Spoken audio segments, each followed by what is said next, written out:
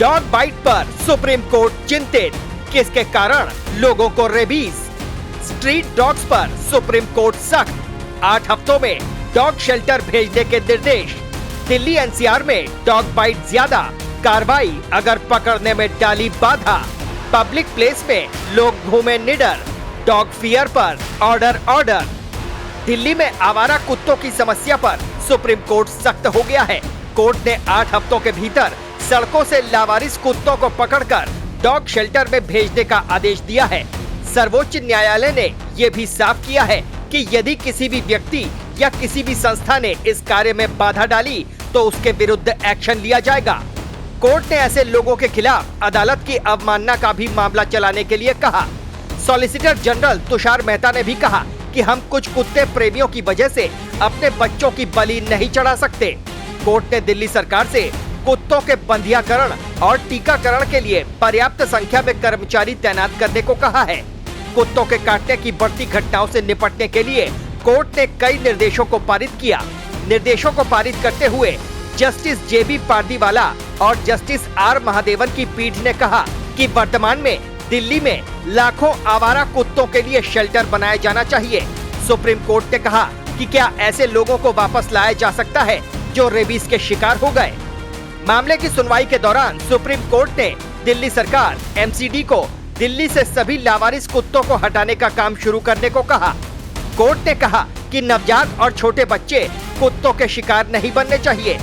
वहीं कोर्ट में पशुओं को बचाने वाले संस्था से पूछा कि ये सभी जानवरों के लिए काम करने वाले एक्टिविस्ट क्या वे उन लोगों को वापस ला सकते हैं जो रेबीज का शिकार हो गए।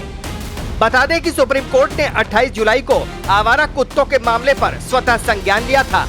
कोर्ट ने अधिकारियों को 1 हफ्ते के भीतर एक हेल्पलाइन जारी करने का भी आदेश दिया, जिससे कुत्तों के काटने के सभी मामलों की सूचना तुरंत मिल सके। दरअसल पिछले 3 वर्षों में डॉग बाइट के मामले लगातार बढ़े हैं, इसलिए सुप्रीम कोर्ट को एक्शन लेने पर मजबूर होना पड़ा है। 2022 में 21.90 लाख लोग डॉग बाइट के शिकार हुए। इसी तरह 2023 में 30.53 लाख और 2024 में 37.17 लाख लोग डॉग बाइट के शिकार हुए।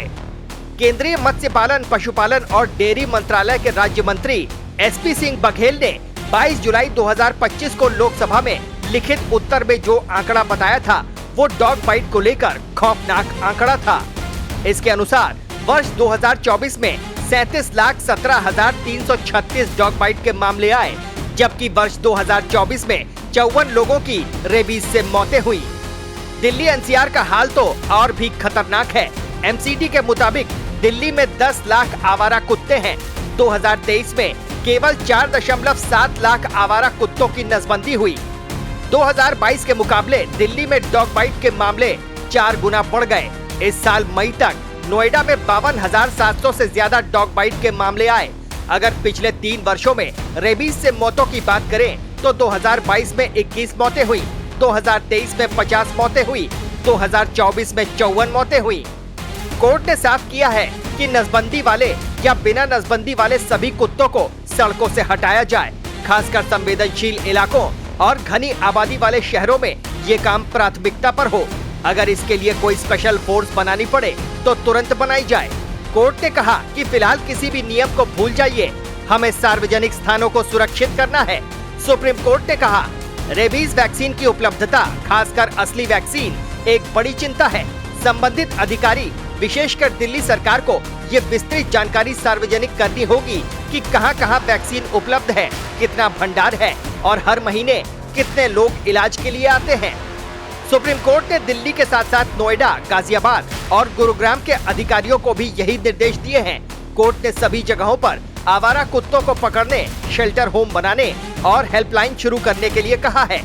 कोर्ट ने कहा कि यह तय करना अधिकारियों की जिम्मेदारी है कि लोग बिना किसी डर के बाहर निकल सके। आवारा कुत्तों पर सुप्रीम कोर्ट के फैसले पर people for the ethical treatment of animals India यानी पेटा इंडिया ने नाखुशी जताई है। उसने दिल्ली सरकार पर आरोप लगाया है कि उसने कुत्तों की नसबंदी के काम को सही से लागू नहीं किया। पेटा इंडिया ने कहा कि अगर दिल्ली सरकार में कुत्तों की नसबंदी के लिए एक प्रभावी कार्यक्रम लागू किया गया होता तो आज सड़कों पर शायद ही कोई कुत्ता होता। Team news watch India.